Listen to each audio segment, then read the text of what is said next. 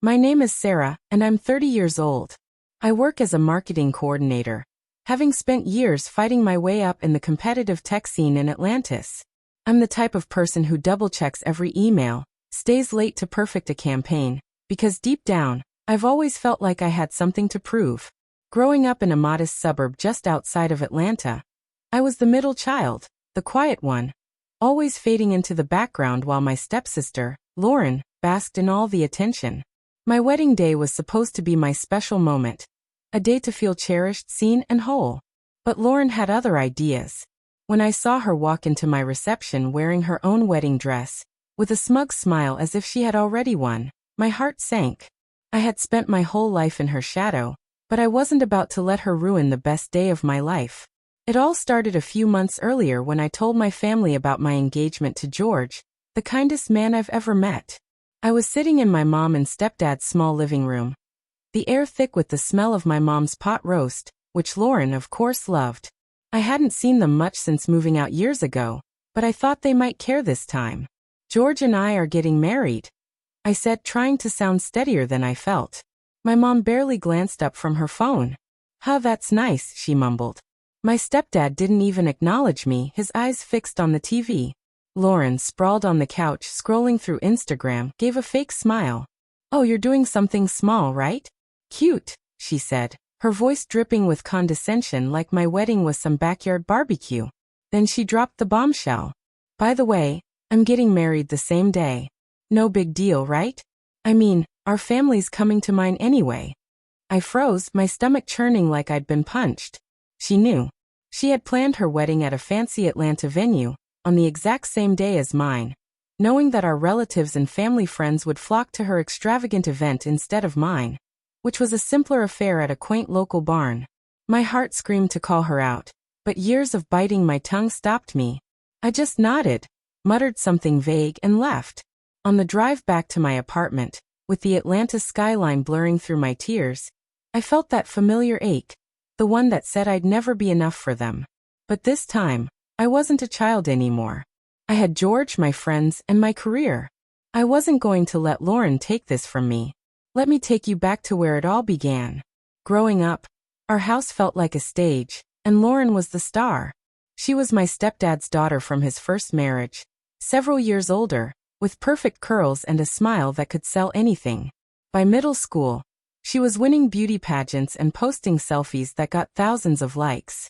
My parents, both my mom and stepdad, treated her like royalty. They'd cheer at her pageants, frame her ribbons, and brag about her to anyone who'd listen. Me. I was the kid who got straight A's but was told to stop showing off because it made Lauren look bad. If I asked for new clothes, I got Lauren's hand-me-downs, still scented with her perfume. If I wanted to join the choir, my mom said it was a waste of money. Lauren's dance lessons always came first. My birthday was the worst. One year, I got a cheap plastic bracelet while Lauren unwrapped a sparkly necklace on my own birthday, because as my stepdad put it, she's just more special. I learned early on to stay quiet, to shrink myself so I wouldn't upset the balance. But it hurt. Every time my mom made Lauren's favorite mac and cheese, every time my stepdad called her his little princess, it felt like a knife twisting deeper inside me. I'd lie awake at night wondering why I wasn't enough. Was it because I wasn't pretty like Lauren? Because I didn't have her charm? By high school, I stopped asking for anything. I buried myself in books, in school projects, anything that would make me feel like I mattered. But no matter how hard I tried, my parents' eyes only lit up for her. Lauren didn't just bask in our parents' attention, she wielded it like a weapon. By the time we were teenagers in our Atlanta suburb, her cruelty had sharpened into something deliberate. She wasn't just their favorite. She knew it, and she used it to keep me small. In 9th grade, I had a crush on a boy named Jake, a quiet kid who sat next to me in math. I never told anyone, but I doodled his name in the margins of my notebook, my heart racing every time he smiled at me. Somehow Lauren found out. Maybe she saw my notebook, or maybe she just sensed my happiness and wanted to crush it. One day, I saw her laughing with him in the cafeteria, her hand on his arm, her eyes flicking to me with that smug look. By the end of the week, they were dating. She paraded him past me in the halls, giggling loudly, making sure I saw. When I finally confronted her, tears stinging my eyes, she just shrugged. What? It's not my fault he likes me better. Maybe if you weren't so boring, Sarah. That wasn't even the worst of it. I kept a journal back then, a spiral notebook where I poured out my loneliness, my dreams, my fears. It was my safe place until Lauren got her hands on it. One afternoon, I walked into school to find everyone staring at me. Kids were whispering and laughing behind their hands. Then I overheard it. My private thoughts, the ones I had written about feeling invisible, about wishing I could disappear, were being read aloud by Lauren to her friends, turning my pain into their entertainment. I wanted to scream, to confront her, but I knew how it would go. If I told our parents, they'd say I was overreacting, that Lauren was just having fun. So I swallowed it, my cheeks burning with shame as I walked to class.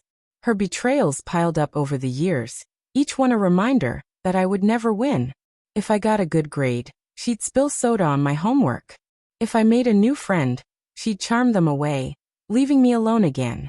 Our parents never noticed, or if they did, they didn't care. Once, when I was 15, I begged to join an after-school art club. I loved drawing. It was the one place where I felt free. My mom rolled her eyes. We're not wasting money on that. Lauren's pageant coaching was already a big expense. After that, I stopped asking for anything. I'd watch Lauren spin in her glittery gowns, while the whole family cheered for her as though she'd just won an Oscar.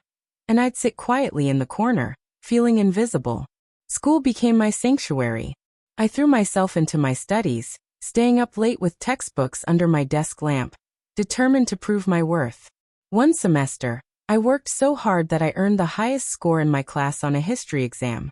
I ran home clutching my report card, thinking maybe, just maybe, this time they'd notice me. But when I showed it to my mom, her expression soured. Don't brag, Sarah. It's not cute. You don't want people thinking you're better than Lauren, she said. My stepdad didn't even look up from his newspaper as he nodded in agreement. My heart sank. I had poured everything into that grade. And it still wasn't enough. After that, I began holding back, letting a few answers slide on tests, making sure I didn't outshine her. It felt like I was betraying myself, but I was too afraid of their resentment to continue. By the time I graduated high school, I had given up on earning my family's love. My dream was to study marketing at a good college, maybe even Georgia State, but when I brought it up, my parents shut me down. College? We're not made of money, my stepdad snapped. Lauren's influencer gigs are enough of an investment. Meanwhile, Lauren was landing brand deals and getting a new car, while I was told to figure things out on my own. It crushed me. I had spent years working toward a future they didn't care about. A teacher, Mrs. Hayes, noticed I hadn't applied to any colleges and pulled me aside. When I told her the truth, her expression softened. Sarah, you deserve better. She said she couldn't change my parents, but she did something incredible. She connected me with a local tech firm looking for an entry-level assistant. I nailed the interview, got the job, and for the first time, felt like someone believed in me. That job changed everything. I worked long hours, saved every penny, and moved into a small apartment in Midtown Atlanta. It wasn't easy cutting ties with my family, and there was always this lingering hope that they'd miss me, but the freedom was worth it. I didn't have to listen to Lauren's taunts or see my mom's disappointed sighs anymore. I threw myself into my work, climbing from assistant to marketing coordinator, earning respect from colleagues who didn't care about my last name or my stepsister's Instagram followers. For the first time, I felt like I was building something for myself. Then I met George. It happened at a tech conference downtown, one of those loud networking events where I usually stayed on the outskirts. He was different, quietly confident, with a laugh that calmed my nerves. We started talking, and soon we were meeting for coffee, then dinners, and eventually spending entire weekends together. He'd listen as I rambled about work, tease me about my sweet tea obsession, and make me feel like I was enough just the way I was. One evening, at a little park by the Chattahoochee River, he got down on one knee. My hands shook as he took them in his. Sarah, it's you. It's always been you, he said. I could barely speak through my tears, but I managed to say yes, my heart so full it ached. Meeting George's parents felt like stepping into an entirely different world. They lived in a cozy house in Buckhead, filled with warm lights and family photos. His mom hugged me like we'd known each other forever. "Sarah, you make George so happy," she said, her eyes kind. His dad, who ran a successful tech company, gave me a friendly clap on the shoulder. "You're one of us now." I wanted to cry right there. But then his dad said, "We'd love to meet your family, Sarah. Bring them over sometime." My stomach dropped. I mumbled something about setting it up, but inside I was panicking. George squeezed my hand, sensing my fear. "We don't have to rush it," he whispered. I knew, though, that I couldn't avoid it forever. My family wasn't like his. They'd never see me the way his parents did. I hadn't been back to my parents' house in years, but George's optimism gave me a glimmer of hope. Maybe, just maybe, they'd care about my engagement. I drove to their place one evening, the Atlanta suburbs humming with the sound of cicadas. My mom was in the kitchen, stirring something that smelled like Lauren's favorite barbecue ribs. My stepdad was on the couch, scrolling through his phone. I took a deep breath. "I'm engaged," I said. "George's family wants to meet you." My mom barely looked up. "Sounds like a lot of work," she muttered. Lauren, lounging nearby with her phone, snickered. "What? To your little office guy? Pass." I bit my lip and tried the only thing that ever worked. "We're hosting a dinner at Porter's Steakhouse. My treat." Lauren's head snapped up. "The one with the truffle fries? I'm in." My parents exchanged a look. "If Lauren's going, we'll come," my stepdad said, not because they cared about me, but because of the fancy meal. I left, feeling like I had bribed my own family, my chest heavy with shame. The dinner at Porter's was a disaster. George's parents were charming, asking my family about their real estate business, trying to make small talk. My mom and stepdad barely nodded, their eyes glued to the menu like kids in a candy store. Lauren was even worse. She spent the entire time taking selfies, barely acknowledging George's family. When his mom mentioned my work in marketing, my stepdad cut in. "Oh, Lauren's the real star. Her last post. The post got 10,000 likes." Lauren smiled smugly, flicking her hair. George's parents exchanged a glance, and I felt myself wanting to disappear. As soon as the food was served, my family eagerly dug in, praising the meal but ignoring everyone else. When George's mom inquired about our wedding plans, my mom brushed her off, saying, "Lawrence has a big event coming up. That's what we're focused on." The room fell silent. George squeezed my hand beneath the table, but I could barely meet his gaze, my face burning with embarrassment. After dessert, my family quickly made an exit. "Gotta go," my stepdad muttered, not even acknowledging George's parents. Lauren blew an air kiss toward the table as she left, her heels clicking sharply on the floor. I sat there mortified, until George's mom touched my arm gently. "You're not them," she said softly. "You're part of the family now." Her words felt like a lifeline, though the sting of the moment still lingered. A few days later, Lauren called me, a rare occurrence. "Hey, I'm getting married too," she said, her voice syrupy.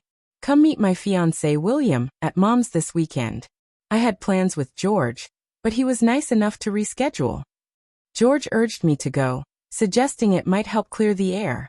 When I arrived at my parents' house, William was there, slicked back hair and a designer watch. As soon as he saw me, he looked me up and down. "So, you're the office girl Lauren mentioned," he said, smirking. "High school graduate, right? No wonder you're keeping things low-key." I froze. I had graduated from a solid state university and worked a good job, but none of that mattered to him. He went on, belittling me as no match for Lauren. My anger flared, but before I could say anything, Lauren added, "Oh, and our weddings are the same day. But yours is just for family, right? No one's even going to that." She laughed and William joined in. I grabbed my bag, my voice shaking. "I'm done here." As I walked out, Lauren called after me, "Don't be so sensitive." That was it. I was through with them for good. When I told George about what Lauren had done, his jaw dropped. "She did what?"